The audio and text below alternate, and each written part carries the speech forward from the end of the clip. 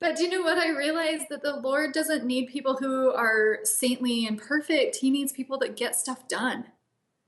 And sometimes that looks a little messy and sometimes it doesn't look perfect, but He needs us to get it done and He needs us to say yes. Welcome to the Marvelous Moms Club podcast. Discover yourself, break out of mediocrity, and become the mom you've always aspired to be. Here's your host, Kirsten Tyrell. Hey, Marvelous Moms, welcome to another episode of the podcast. I'm super excited for this one. And you guys know I love every guest. I love every interview. But this one came to me in a really unique way. I think this is a totally different way than anybody's ever come to me for the podcast. Kindle Garner is in my mom's ward in church. If you're not LDS, that's just like the part, the section of church that you go to with the people who are in your neighborhood.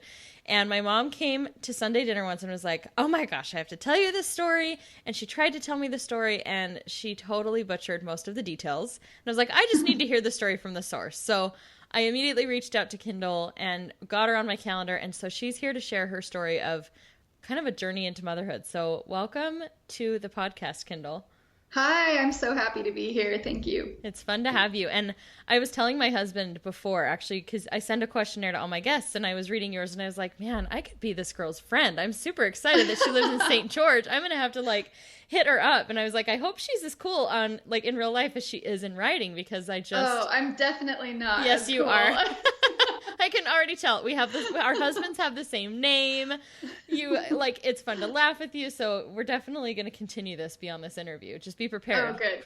Yes, good. I can always use more friends. Exactly. Who couldn't? Right. Okay. So tell us how many kids you have and what ages they are. And then we're going to get into the best part, telling the story of how they became your kids. Okay. So I have 3 children. My oldest is a little girl. Her name's Isla. She's 6. I have a 3-year-old boy named Shepherd and a 2-year-old boy named Lewis. Oh, I love all those names. How do you spell Isla? Is it I-S-L-A? Yes, the correct way. Not the Utah way where you have a silent G and it starts with an F? Yes. Something strange like that. That's really, really cute. I love it. So, okay. I don't even know. Do you want to just jump in and just kind of share the story the way you shared it in church? Or Sure. As much as you want to share and as little as you want to share. It's totally up to you. Okay. No problem. And I hope I don't get too long-winded here. I'll do my best to cover all the bases. Yeah, everybody just prepare. It's going to be a good one. Grab your tissues because I guarantee you'll cry. I heard that there was not a dry eye in the church. So. Oh, no. Well, I might cry too because that's okay. It's sensitive stuff. Yeah. So, my husband and I have been together for 14 years.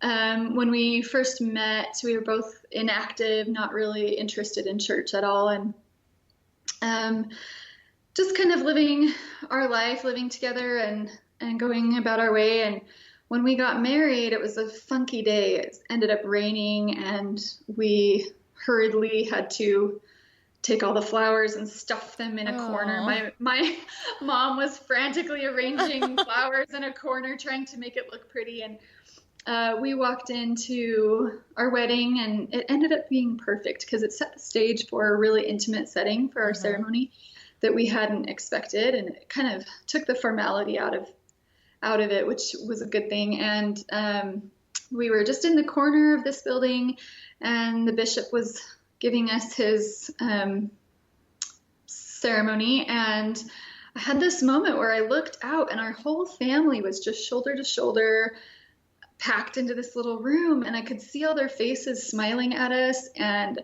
I was so overcome with the Spirit, and I hadn't felt that in such a long time, and I just felt this little whisper in my ear, this is what it will be like. This is what heaven is like. And I thought, I want to be there.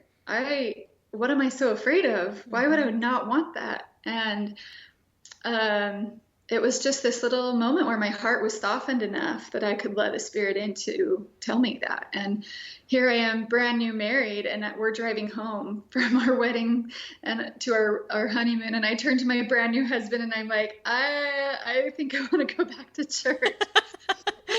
And for most men, that might be their worst nightmare. But my sweet husband, he, and I was really adamant that I didn't want him to come back for me. I wanted him, if he was interested, to do it for himself. And so we started out on this journey, and he luckily was really supportive and did want to be there. And we walked into church that first week, and I could just feel the Spirit so strongly. After it had been absent for so long, I knew that I needed to investigate this as a new investigator and really find out the truth for myself, without any predisposed ideas. So I started to study, and he kind of went along with me, and we ended up getting sealed in the LDS temple the year later, which was a huge blessing to me and our understanding of eternal families with the next set of adventures that came into our life. And it started with us trying to start a family, something that I had always been excited about, but it just didn't come easily. And it took a really long time. We tried for a year and nothing happened. And we kind of had those little beginning stirrings of something's not quite right here. And, but we did finally get that positive pregnancy test. And it was so exciting doing the whole, yay, we're going to be parents. And I set the test up in the bathroom. So it surprised my husband, and all those cute moments that you think of and want to have. And it was, I think, the only time we ever felt that joy again, because we ended up losing the baby at 15 weeks. And, you know, when that happens, I was so young, and you kind of just feel like it's never happened to anyone else in the history of womanhood, because we don't talk about it a whole lot, and it's unpleasant, and it's, people don't know how to respond to that kind of loss. And so then we end up feeling really isolated and kind of grieving alone. So it's true. It was just a shock to me, and I was really unsure of how to handle it. So we were grieving and went forward with life, and kept suffering these second trimester miscarriages. And we had my third pregnancy. We made it to almost to 18 weeks. And I went into labor and went to the hospital and gave birth to this sweet, perfect little baby boy. And he was so tiny, they just wrapped him in this little tissue box. And I just remember looking at his perfect body and knowing that he was ours, and not just for this life, but for eternity. And I was so thankful for that little bit of comfort, because I just needed to know that it was he was real, you know? But driving away from the hospital that night, I just I didn't know that kind of pain existed. Driving away from a hospital with your arms empty just physically hurt. My arms physically ached. And I went home and I just prayed for a miracle. And I said, Heavenly Father, I need a miracle in my life.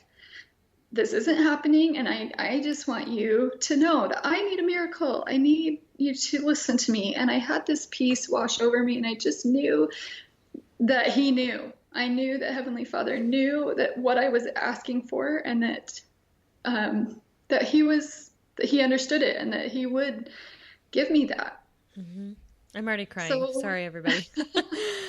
So I just had to have faith in the meantime. And so we went forward and started praying about what we should do. And we were in the temple one night, and both of us had this deep impression that we should turn our hearts to adoption. And specifically, I felt like we had a child in Africa. We had a friend there that was a diplomat, and so we had a connection there, and that kind of felt like it made sense. And so we went forward with pursuing that international adoption, and put the word out to all of our friends and family, and started to fundraise and to raise awareness, and started getting our hearts set on that and what that was going to look like, and kept going and going and going, and nothing was panning out. It just felt like this mountain that we were trying to move, and it wasn't moving. And we were just fighting and kicking against the bricks. So enough time and money was spent, and we just finally had to admit defeat, and that this wasn't happening. it was so embarrassing. I felt like I don't know how to understand the spirit. I just made that up and that wasn't real. And how can I trust my promptings? I've so been there before. It's Yes. the worst feeling because you're like, but I know, like I felt it so strongly. How come this happened? It's totally not even the same type of story, but with job hunting for us. It was like, but Yes. I felt like, and I would have dreams and I felt like it was supposed to happen and it was so confusing. And I know your story Yes. ends differently than mine did, but I did get to that point where it's so, you don't even trust your own feelings and like promptings. You don't even know if you're just making stuff up in your head or if it's real. So I totally know that feeling. Yeah. It's so hard. And it shakes your faith. Yeah, it does. Because you're like, here I am, I'm giving it my all. I'm trying to have all this faith, and that was totally fake. Yeah. Like I just made it all up, and Yep. I spent all this time on something I made up. Yeah. So I was having all those insecure feelings of like, what in the world, and how am I supposed to move forward and trust anything that I feel? And it was embarrassing. You know, I had to send money back and explain to family members that that wasn't happening anymore. And so it was a little bit public, and that felt embarrassing. And so I went back to the temple, and I just thought, I'm going to put this to God. I'm going to give it to him. Because if those feelings were real, then he has to figure this out. Mm-hmm. And so I just did. I prayed, and I said, you know what? I felt this way, and I felt like it was from you. And so if it was, then you have to make it happen, because I can't do it. And I started putting in the temple, you can put people's names in for the prayer roll. And I started putting birth family in Africa in there. And I did it for like 5 months. I would go and put birth family in Africa back into the temple prayer roll. And then I kind of let it go and just said, okay, that's what it is. I'm going to let it go. So time moved on, and we moved back closer to home. We were living in Colorado. We moved back to Utah. So time went on, and we submitted paperwork with LDS Family Services, and we waited 3 months and got an email from my daughter's birth mom. And she said, I'm looking for parents for my baby girl, and I think you are her family. And it really was a miracle. She's an amazing woman. We have a lifelong friendship, I think. And, you know, I have a whole respect for birth moms. I'm going to put this plug out there because I think there's a stigma for lots of birth moms that we need to overcome. If we want adoption to be an option for people, then we've got to change the language for adoption to be more positive and especially supportive of birth mothers and expectant parents who are looking to place. And so I adore her. She's an amazing woman, and she didn't give her daughter up. She gave her more, and I will love her. I will love her forever.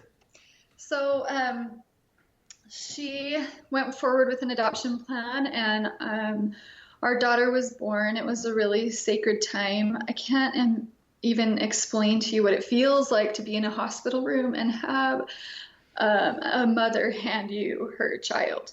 That responsibility is something that I will hold sacred for my whole life.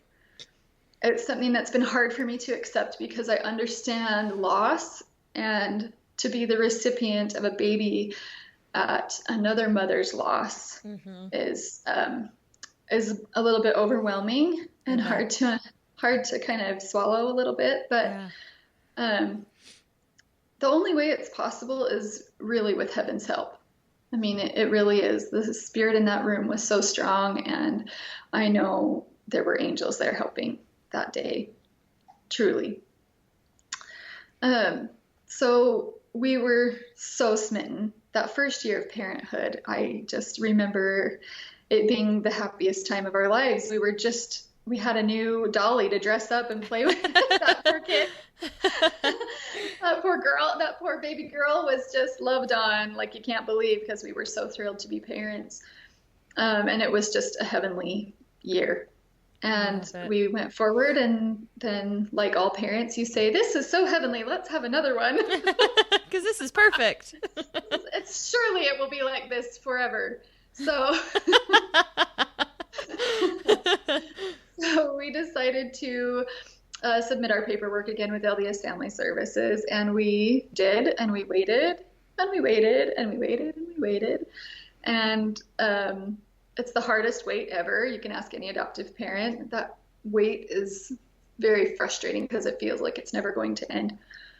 But we were out on a date for Valentine's Day. I'll never forget it. And we were in this parking lot pulling out, and I checked my email on my phone, and there's this email from LDS Family Services, and they said, wait, you have to pull over. We have to read this together. And it was just a paragraph long and said, I'm pregnant with a baby boy, and he has a spinal deformity, and he'll probably be in a wheelchair and won't walk. Will you be his parents? Wow. Which is a pretty heavy email to get. Good thing you pulled over. Seriously.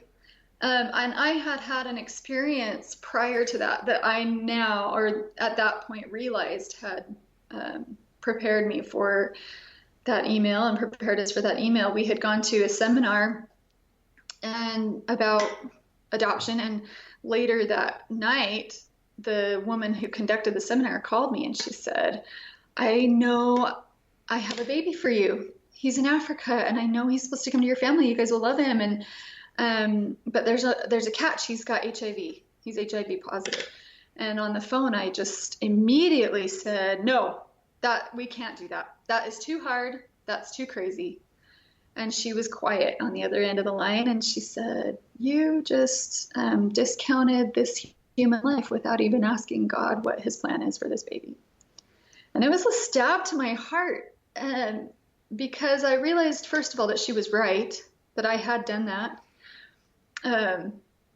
And I just didn't like that about myself, that I had responded in fear and totally taken this human life out of context. Mm-hmm. And I promised I wouldn't do it again. So here I am sitting in this dark parking lot with this email, and all I can think is, I promised I would not do that again. So I'm going to give him a fair shot and ask Heavenly Father if he's my son.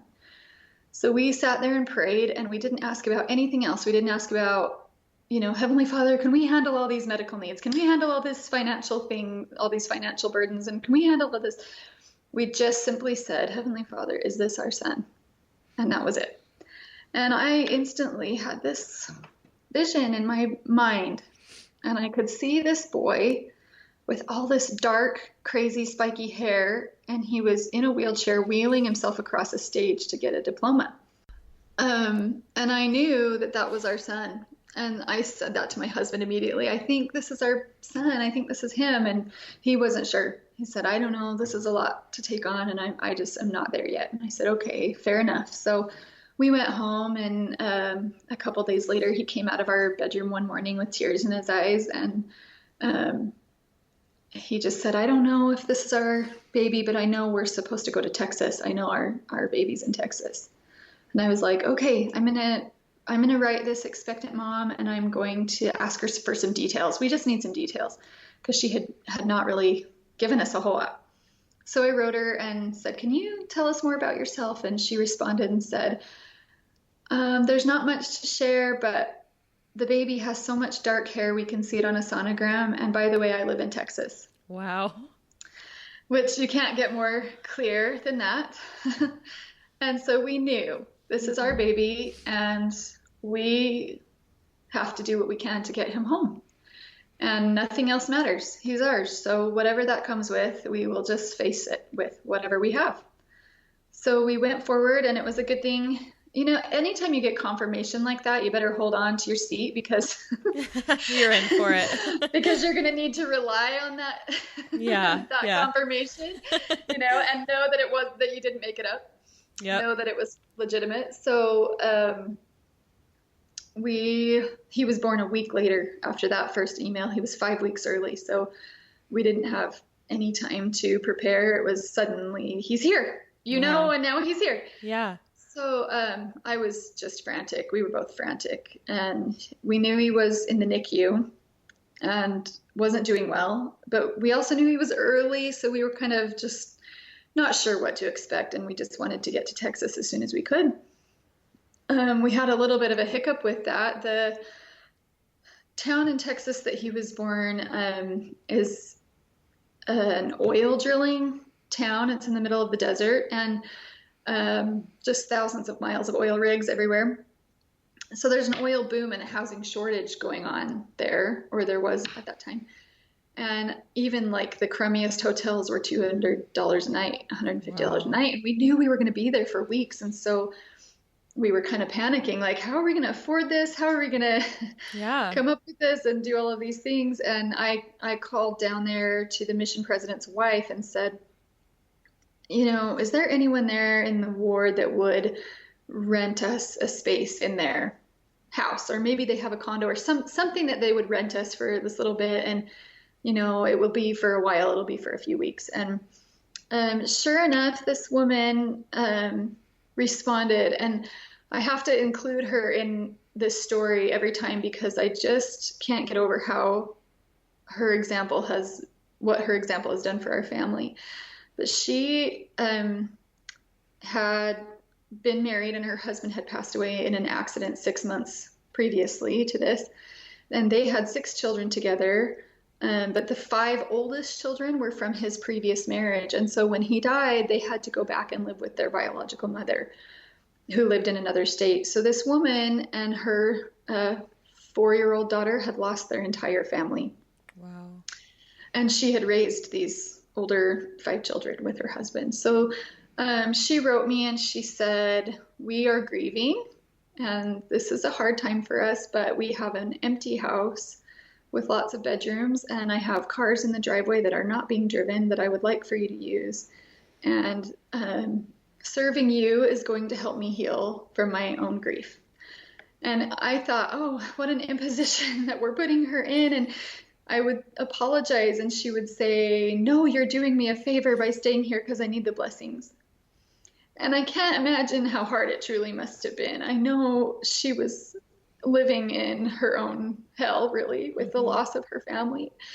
And she took the time to reach out to us and made our miracle possible because she was willing to think about someone else, even at a time when she totally could have just been selfish, and it would have been completely justifiable. She will always be this glowing example to me of selfless service. And she truly made our entire experience possible because she offered this blessing to us. And she wasn't working, and she said, bring your 2-year-old girl and I will babysit her during the day so you can go to the hospital and she can play with my 4-year-old.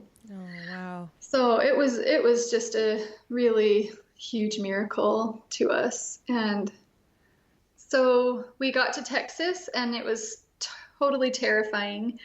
I was walking into this world where nobody knew me, and I wasn't sure what was going on. It was the most unsure I've ever been in my whole life, just walking forward with this faith, like, you got to take care of us every step of the way here, God, because we don't know what we're doing. Like, I was just following every little tiny prompting, one foot in front of the next, and had to become super reliant on the Spirit for my next step, which was good for me in a lot of ways and taught me a lot about faith. So I went to the hospital that first time, and I just saw this tiny little boy with all these tubes. It was so intimidating. I'm from a family that never was exposed to anything medical. In my childhood, it was shake it off, put some lavender oil on it, and call it good. And so we just didn't have a lot of exposure to those medical things. And so it was overwhelming for me to see that and to walk into this world that I was so foreign to.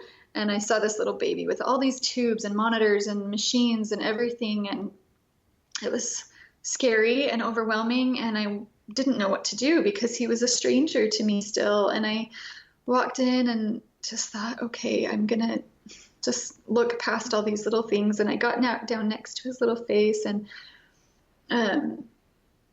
just said, hello, hi. And he opened his little eyes, which now I understand was a rare thing for him back then. He opened his little eyes, and even with the tube in his mouth, just kind of the corner of his little mouth kind of went up in a smile, and he reached out for me, and I just realized that he knew who I was and that he was waiting for me. I knew it. I could just feel that from him. And I knew that I had to fight for him. and that I had to do everything I could, and that nobody else was going to if I didn't. So I did. I just sat by his bed every single day and learned everything I could learn, and listened and paid attention, and tried to understand what was going on so that I could advocate for him. So I just kept moving forward, and day in and day out, it started to become painful every single day. When we got there, I had brought a baby carrier with me because I just expected he would be there for a week or two, like normal, NICU babies. Oh, that's only for a couple weeks, and we'll be home before you know it, and I'll carry him on the airplane and we'll get off. And suddenly it wasn't 2 weeks. Suddenly we were there for 2 months. Wow. And I was in Texas living in this person's house and feeling a little bit like, holy cow, we can't live here forever. We can't take advantage of these situations. And what are we doing? And our life in Utah is on hold. And what, this is just kind of crazy. And there was an event in the hospital, and the electricity went out, and the generator took like a full minute to kick on. So the NICU was in chaos suddenly.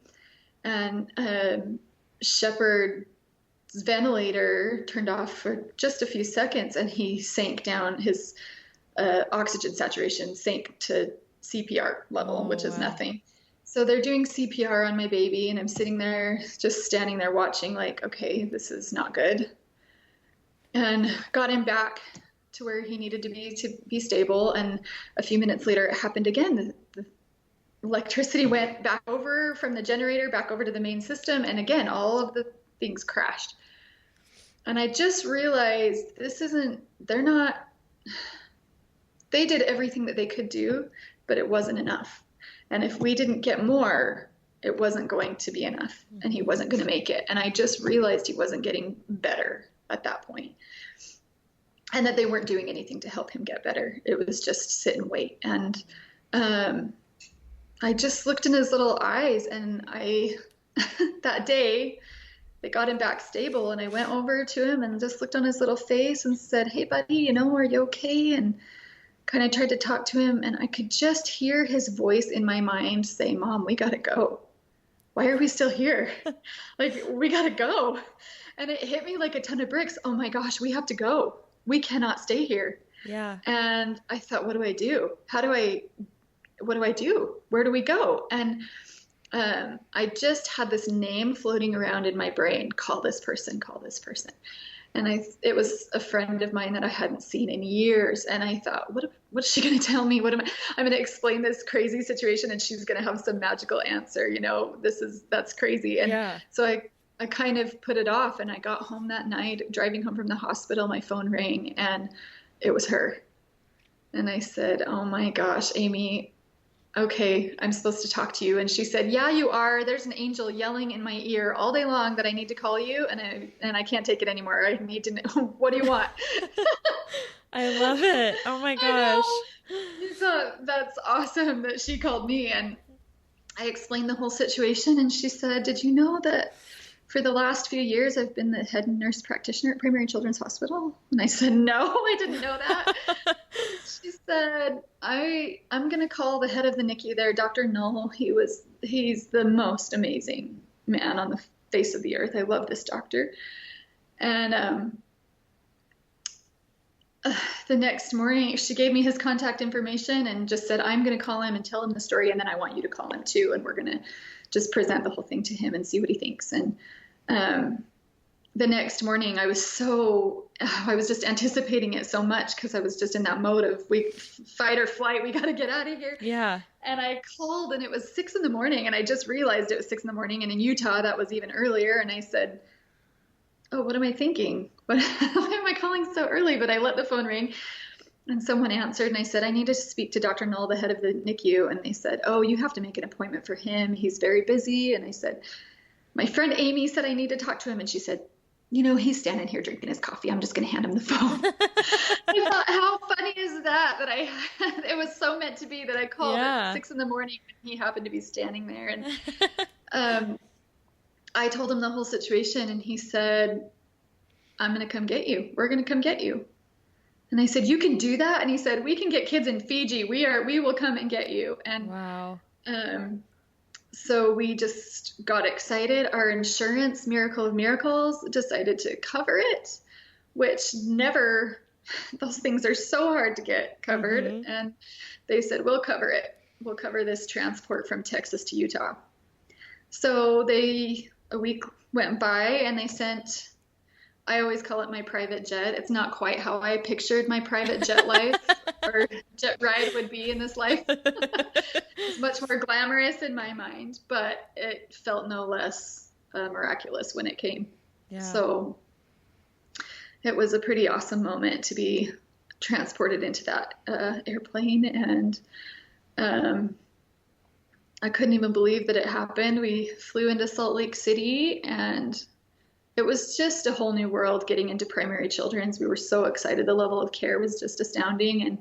And suddenly we were having new breakthroughs, even just within the first hour of getting there. So I had this I was just filled with excitement at knowing that, okay, well, this is the next step. We made it. We did one more step that we were supposed to do to help him. And he was already 2 months old, and we get there, and we were there for a week, and they couldn't figure it out either. They couldn't figure out what was going on, why he couldn't breathe, and why he was on these ventilators still and not able to breathe. And so they ran some tests and looked in his file, and they called us and said, we have some bad news. He tested positive for this immunodeficiency disease in the state of Texas, and they forgot to disclose it to you. And we found it in his file, and it's fatal, and we need to advise you to take him off of life support. And I was my husband and I were just devastated. We couldn't believe, after everything we had done and all of the work and faithful things that we had followed, that would be the answer. And it was just devastating news. So they planned an end-of-life meeting for us to plan his end of life and how we would take him off of life support and what that would look like. And they planned it for a few days later. And it was a Saturday when we got the news, and the next day was a Sunday. And there was a general conference from the LDS Church going on. And one of the apostles, Jeffrey R. Holland, was speaking on that Sunday. And my husband and my mom and dad and I were sitting in this parking garage at Primary Children's Hospital, and I swear to you, he wrote his talk for us. Can I read you a little bit of what he said in his talk? I have it right here. I am a bawling hot mess, everybody listening to this. Okay, these are Jeffrey R. Holland's words that he gave in this conference talk, and we're sitting in this parking garage outside of the hospital where our son is in peril. And he's talking about the Bible and about the parable of when Jesus was asked by a father to intervene with his son. And Jeffrey R. Holland says, "With no other hope remaining, this father asserts what faith he has and pleads with the Savior of the world. If thou canst do anything, have compassion on us and help us."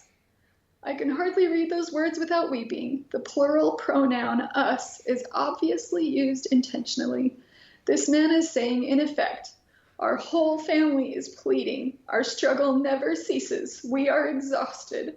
Our son falls into the water. He falls into the fire. He is continually in danger, and we are continually afraid. We don't know where else to turn. Can you help us? We will be grateful for anything, a partial blessing, a glimmer of hope, some small lifting of the burden carried by this boy's mother every day of her life. If thou canst do anything, spoken by the Father, comes back to him. If thou canst believe, spoken by the Master. I listened to those words in that parking garage, and I just had this glimmer of hope that my belief, even if it was just a teeny tiny glimmer, that I could say, Lord, I believe you can do this. And I'm going to just say that if I can believe, maybe you can do this. And those words just were fresh on our minds. And we walked into that hospital, and my husband and I were just so exhausted and downtrodden with all the heaviness that we had been carrying. And my husband asked my dad, would you give our son a priesthood blessing while we're here? And my dad said yes, he would, which I'm sure was intimidating. But he agreed, and we went into that room and shut the door and just made a quiet space and had these words on our hearts. And my dad blessed Shepherd that he would be healed, predicated on our faith. And we went forward the next couple of days and put his name in every temple that we could imagine, and asked all of our friends and family to fast and pray, and just went forward with what we could do. And we went into our meeting on Wednesday to plan his end of life, and our eyes were so swollen. I would never wish that meeting on any parent. Walking into that meeting is the heaviest feeling you've ever felt in your whole life. And we walked in, ready to plan this, and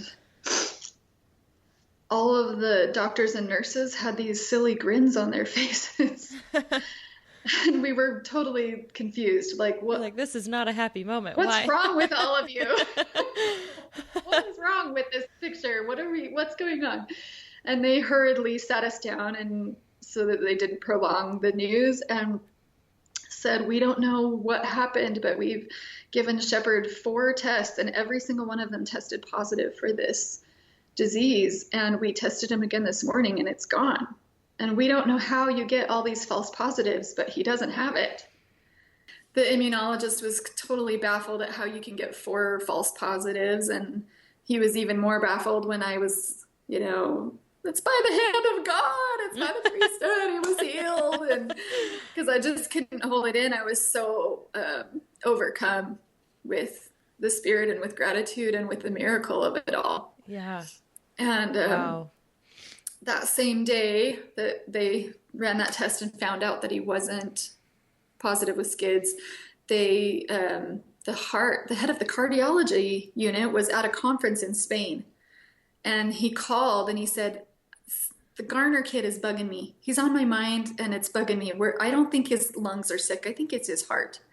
I'm the cardiologist. I think we're missing something in his heart. And so he walked the technician through a different kind of test that they hardly ever do. And sure enough, found a 3-millimeter hole between his aorta and pulmonary lines. And so his lungs were being filled with blood and constantly flooded with fluid. And so that's why he couldn't breathe. So he had open heart surgery, which is just crazy. But we were so thrilled that there was an answer. Yeah. That even his surgery, we were just like, okay, like there's an answer here. It's going to be okay. There's a purpose in his life. Obviously, he's been spared enough times that there's a purpose in his life. Yeah. And so we're just going to keep going forward with faith. And his heart surgery was successful. He was a different ethnicity when we went in to see him because blood was finally running to his veins. So we realized, oh, you're a cute little brown kid. Okay, sorry, we had technical difficulties. I'm not even going to make you repeat that because it was just so funny. But you just said you had a little brown baby and you didn't even know it. Yeah, because he didn't have any blood going to his extremities. Oh my gosh, that's so funny. You're like, oh, you look a little bit different. I know. They had us go before his heart surgery. They had us go and look at another heart surgery patient so that it wasn't so shocking when we came in post-surgery, because it is quite shocking to walk in after a baby that small has had such a major surgery. And it was kind of scary, and we were gearing ourselves up for this. And we walked in after his surgery and he looked amazing. He was like pink and alive, and his whole body had color to it for the first time. And anyways, It was just kind of neat to see, wow, you were sick and there was a reason, and we had the reason, and it was a huge deal to know what that reason was. Wow. for the That's first time in amazing. months. I mean, he was 3 months old. I can't even believe he survived that long with Yeah. what was happening to That's his so body. true. That's amazing. It's amazing, like, that he survived it. Wow. So, that kind of was the start of a really long recovery. His lungs had been so damaged from living for that long with this disease that was hurting him, or this deformity that was hurting him in his heart, that it was a very long road to recovery with his lungs.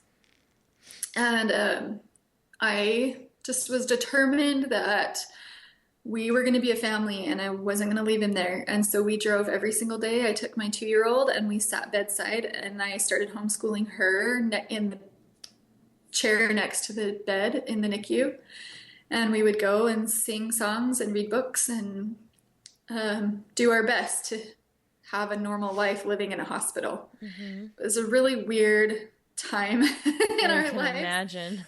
It was so weird to just set up our life there, and I'm grateful for it now. I learned a lot. It's hard living in a hospital, though. It's hard to see other children be sick, and some of them don't make it, and it's crushing to see, because you're exposed to all of that too. You see families crying in the hallway, and you see children that are very sick and that are not going to get better, and it's hard. It's just heavy. It's heavy on your heart all the time. I bet. And we were trying to go and be positive and to stay positive, and we were, but there was always just that kind of overlooming feeling of heaviness of what was really happening. But we also met amazing people and met other families that were dealing with things, and took a lot of comfort in confiding in each other and talking and sitting in the NICU doing those things. And I was lucky that I was able to take my 2-year-old in there. It was summertime, so RSV season was over, and we were able to take her in, and we just sat bedside and homeschooled and did our thing and tried to create a normal life. She's probably the most medically educated 2-year-old you would have ever met. She'll for sure be a doctor because she knows all the lingo already. I know. One day she was looking at her little brother and she said, "Oh, he's our cute little trachea boy." Because he had a trach.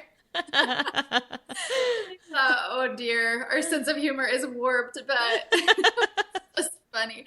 So he ended up getting a trach to help him breathe and keep going with developmental things, because it's, nobody can live with a tube in their mouth, and it's just a horrible quality of life. So he had a trach put in and a G tube so he could start gaining weight and eating and start that road to recovery. And it was a really long road. There was nothing fast about it. And to be honest, I wish I could look back and say I didn't complain once and I was just so happy that he was alive. But to be honest, I did complain a lot. It was very slow.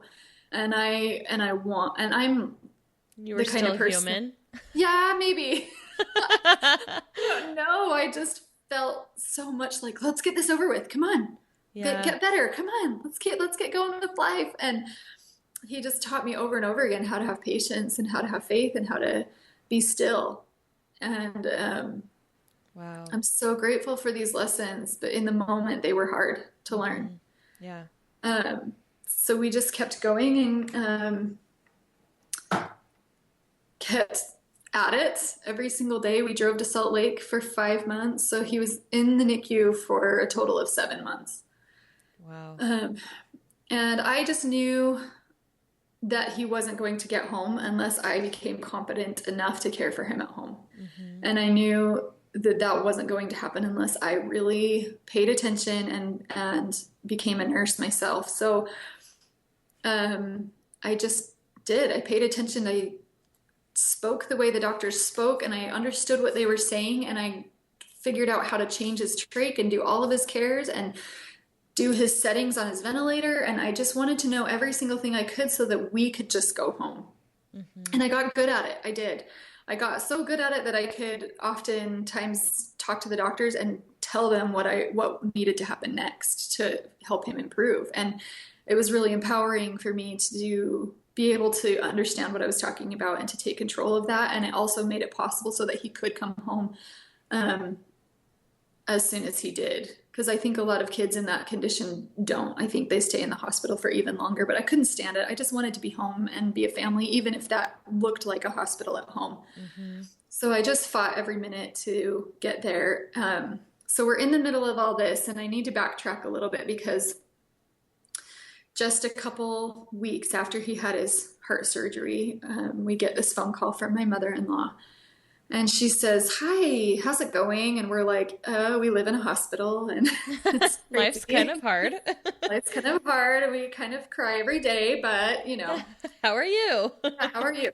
And she says, "Well, I have something strange to tell you, but there's this girl that we know from our previous ward area. And she's called and asked if maybe you guys would consider adopting her baby. She's pregnant." And I laughed.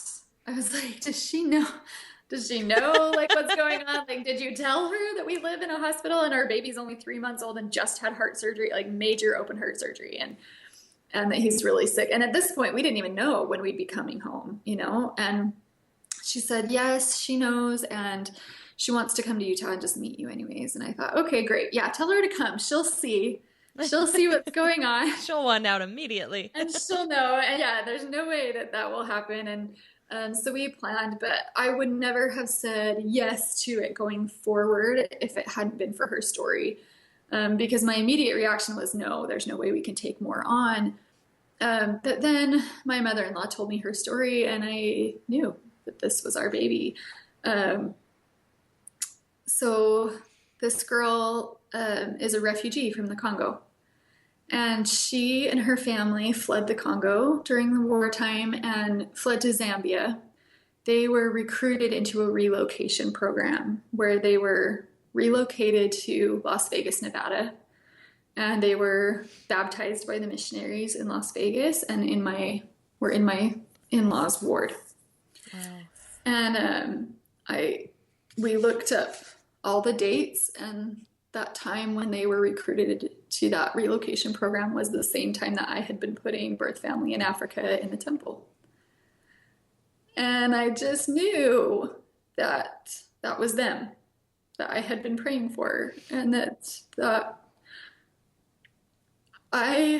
those promptings were not fake.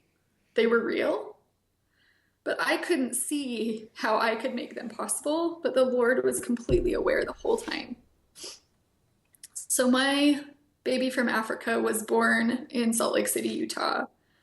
And my son Shepherd that was in the hospital came home in November, in October. He came home in October. And when he came home, it was a medical home. We had monitors and enough medical supplies to stock an army base. It was just crazy. The amount of medical supplies and tubes running all over our house, and oxygen and feeding tubes and pumps and all these other crazy things. He came home, and 2 months later I had a newborn baby. Oh my gosh. And it was just, I had so many blessings that I kind of didn't know what to do with all of my blessings. That's a good way to put it. Yes. But I knew it was what the Lord wanted. And in fact, I did have a moment. I had a moment. I mean, I cried every day. I'm going to be honest. It was so hard. Oh my gosh. I can't even imagine. I was sitting on the couch, and my Isla turned 3, so she was 3. And then I had Shepherd with his tubes connected to his ventilator and everything. He couldn't move off the couch because he couldn't move very far without his medical stuff. And then I had the new baby in my other arm, and I was just sitting there in my ratty, dirty t-shirt and sweats and my greasy hair, and like, holy cow, my whole life has been so flipped upside down. How am I going to survive all of this? And I just said, Heavenly Father, I'm so thankful for all these blessings, but what is up with this timing? Like, this is the hardest timing ever. Couldn't this timing have been a little different? And I just, clear as day, felt the Spirit say back to me, it's not about you. And I looked at these boys, and I knew they were supposed to be brothers, and that the timing wasn't about me. And I could survive that little timing of their babyhood. I could survive that because they needed to be brothers at a later time in their life at this age.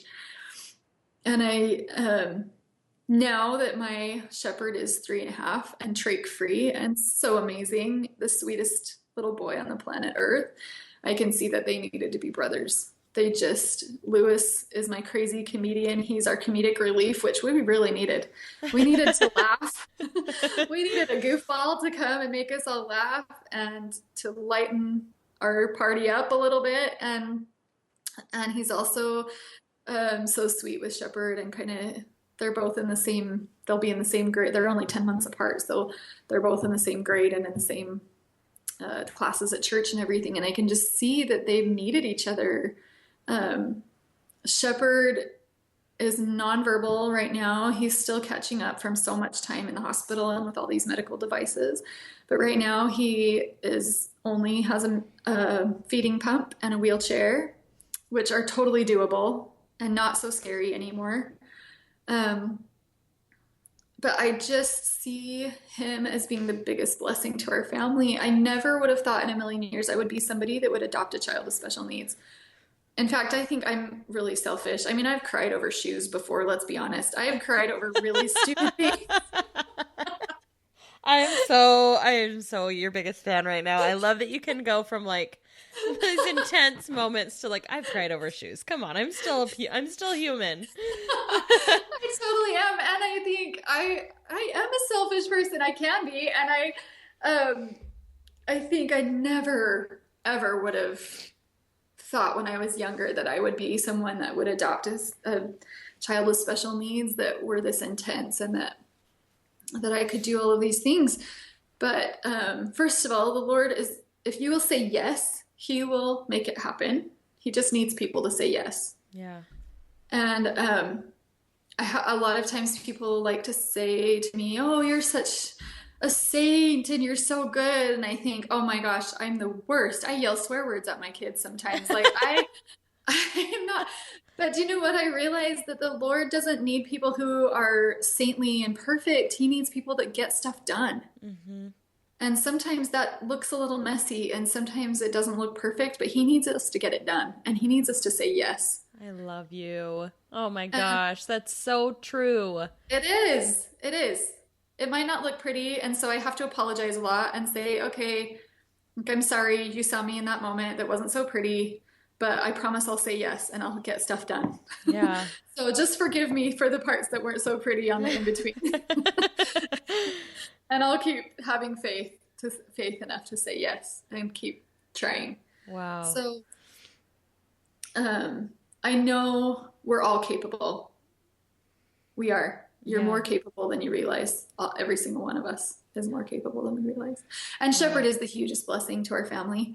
I look now and I'm so glad that we have this little spirit that is so sweet in our house. He keeps the spirit in our house. He keeps us in the spirit of service. My children are not afraid to talk to anyone with special needs, or if they see wheelchairs or medical equipment, they don't see that stuff. They see the person.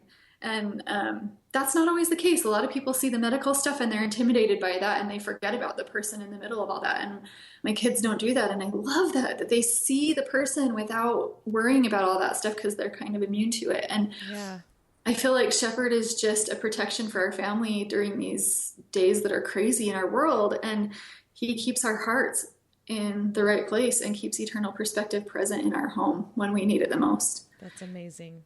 So... wow. Yeah. It's crazy. Yes, it is crazy. And my parents definitely got some details wrong and like left out some of the best parts of the story. Oh, they try so hard. They were probably just crying and they couldn't like put all the words back together because they were sobbing.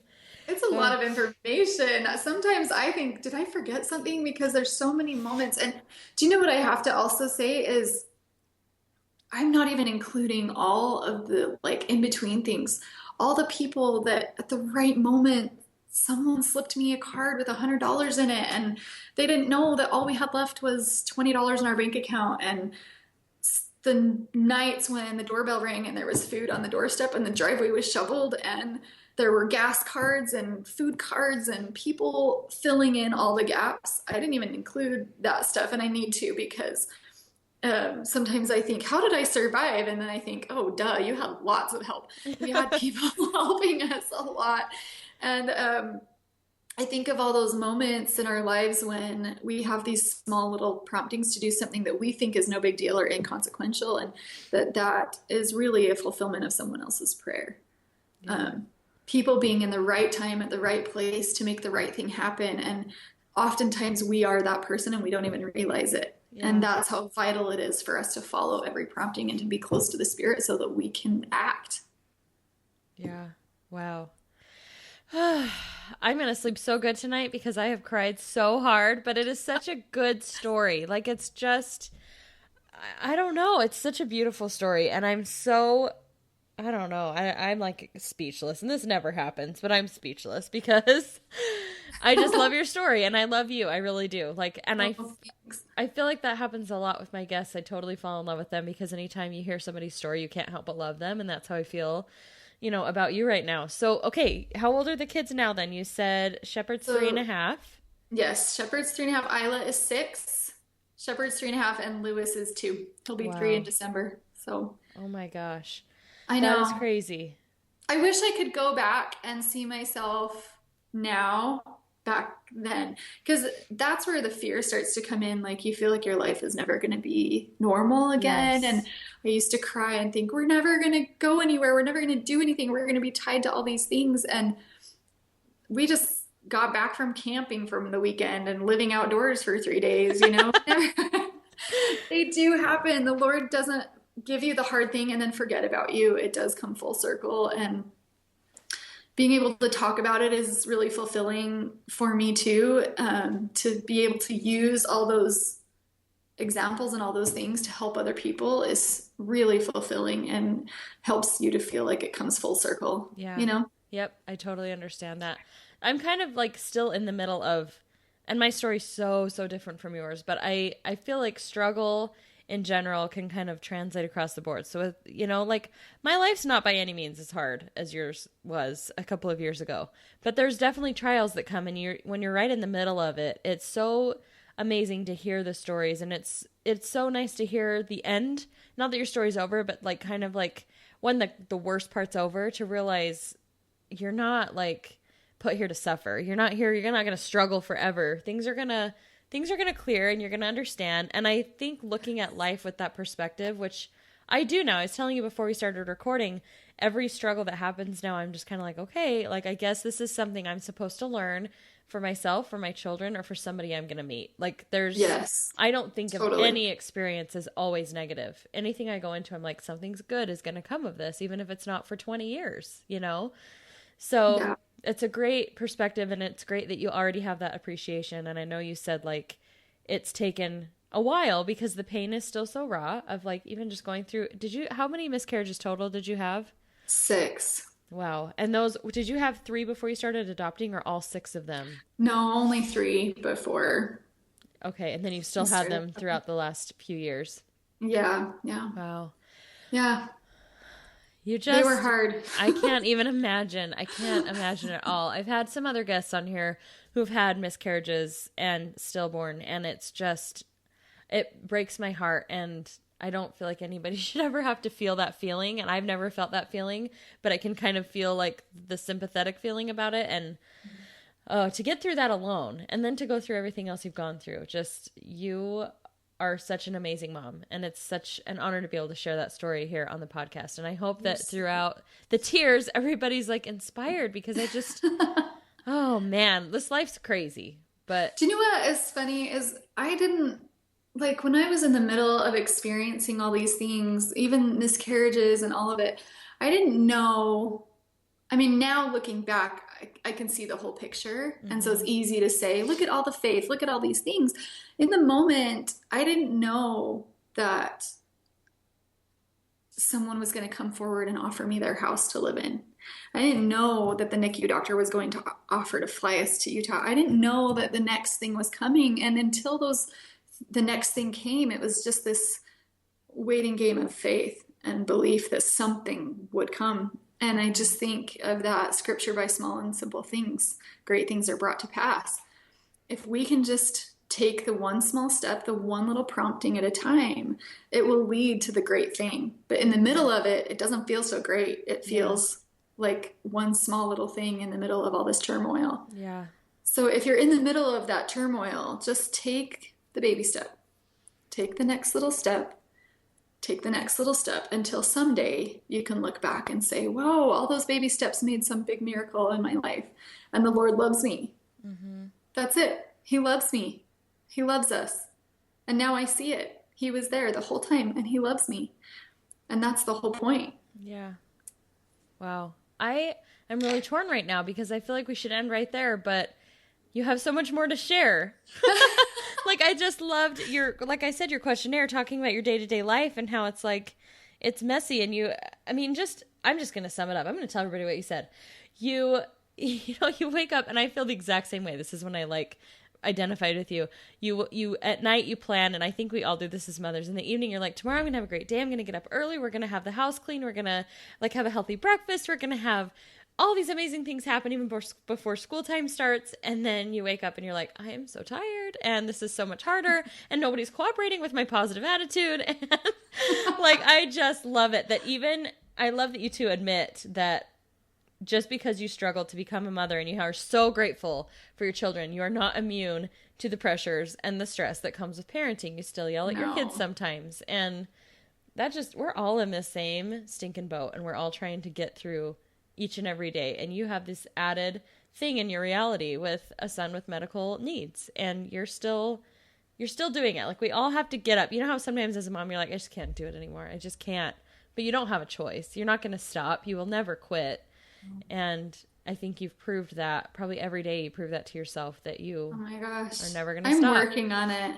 Do you know, I'm sorry, you can cut this if you need to. No, you're fine. But I heard I heard a speaker a couple weeks ago at this retreat I was at, and it just really impacted my life. It was so beautiful. She had a hard story too, and had some issues with stillborn babies and all of those hard things that we were just talking about. And she talked about having thankfulness in all things, even like the really crappy things. And her talk really hit me deep. And I thought, I'm going to try it. I'm just going to give it this do this experiment.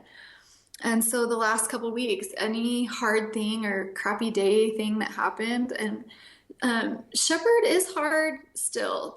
He throws up almost every day and has these crazy digestive issues that make his diapers explosive. And so I'm cleaning up throw up or poop almost every single day at one point in the day or another. And I've really had to work through how to still love my life and to do these things that are hard every day. And I've come up with a lot of techniques. Chances are if you go by my house and you hear me singing The Little Mermaid, then I'm probably wiping poop and puke up because I had to come up with a way to make it positive, because I realized too that my children are watching me, and my son is watching me clean up his bodily function and his messes. And if I go in angry every single day and frustrated and irritated, what is he learning about himself and who he is and his issues that he has no control over? Mm-hmm. And I realized it was creating this ugly place between us, and I didn't want that to be. So I decided I would sing every time. And so I started singing my repertoire of Disney because that's all we can remember the words to, you know? Yep. So sometimes I sing hymns too. I try to do good things, but The Little Mermaid was like my go-to. And my kids ended up thinking it was the greatest thing ever. I mean, they're in the bedroom, we're all singing together and doing I thought if you were outside of my house, you would think we were doing all these amazing things. And I'm seriously cleaning up the biggest disaster mess of the planet, on the planet. You know, like I should have had a hazmat suit on. It's how gross it is. And, I just decided I was going to turn this not so pleasant experience into something I could handle and something that was fun. And it started to become something that my kids even started to look forward to because they were having fun with me, even while I was kind of miserably cleaning this stuff up. But, so when she talked about being thankful in all things, I thought that's what I'm going to do. I'm going to just say thank you. And, it completely turned my world upside down. I started saying things like, I'm so thankful that my son just puked all over the back seat. I'm so thankful that my bank account isn't where I want it to be. And I'm so thankful that We were late to this thing and we missed it, and now people are mad at us. I'm so thankful for that.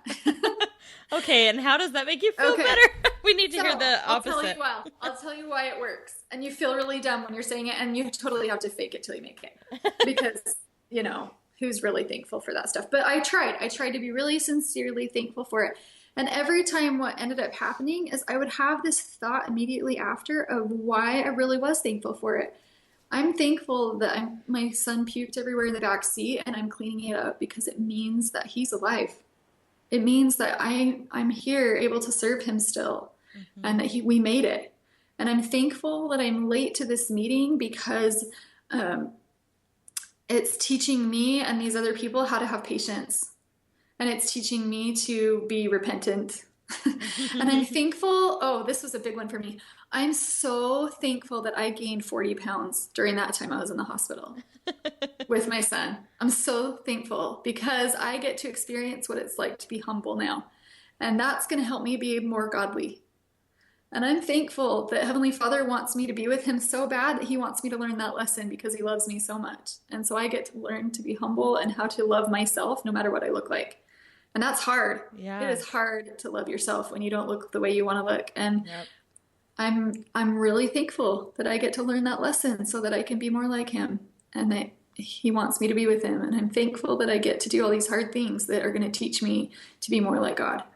So it does affect you, and you do have to fake it till you make it. But if we can be thankful in all these things and try to make these heavy, crappy, that's a bad pun, situations, if we can learn to make them happy, our children and everyone around us will benefit. And it's a work in progress. I mean, I definitely have moments where I have to apologize to my children and say, I'm so sorry that I yelled and that I had a moment where I was losing my mind, but that's also teaching them, Yeah, how boring would it be if you were like a perfect mom?